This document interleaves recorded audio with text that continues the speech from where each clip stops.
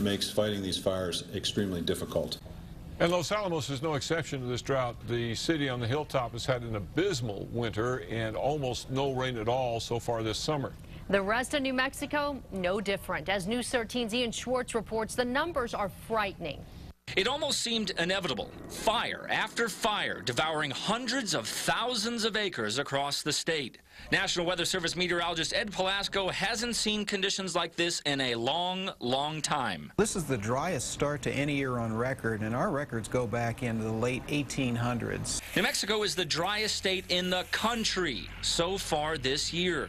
Statewide, we are 65% below normal when it comes to precipitation. We should have more than 3 inches, but have only picked up an inch. Comparing today to 2000, the year of the Cerro Grande fire, it's easy to see we are in much worse shape. The dark red signifies drought, and it consumes much more of the state than it did a decade ago. Those are just incredibly dry numbers. Los Alamos should have nearly 6 inches of rain by now, but has barely had an inch this year. In Albuquerque, it's even more bleak. Not even a quarter of an inch this year, when we should have more than 3 by now. A very strong La Nina pattern pushed all of the good storms and moisture far to the north, keeping us very dry. And then the winds during the spring started right on schedule and kept going. And that wind helped melt what meager snow we did get, robbing the soil and the plants of moisture and turning the state into a huge piece of kindling.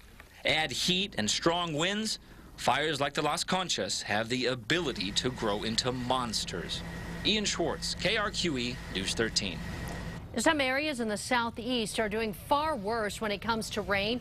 Portales has barely picked up 1/100th of an inch this year, when it should have more than 4 inches so far. A lot of dry land farmers out there really hurting. The good thing about the Portales area is there's no trees. They're not in the forest. Right.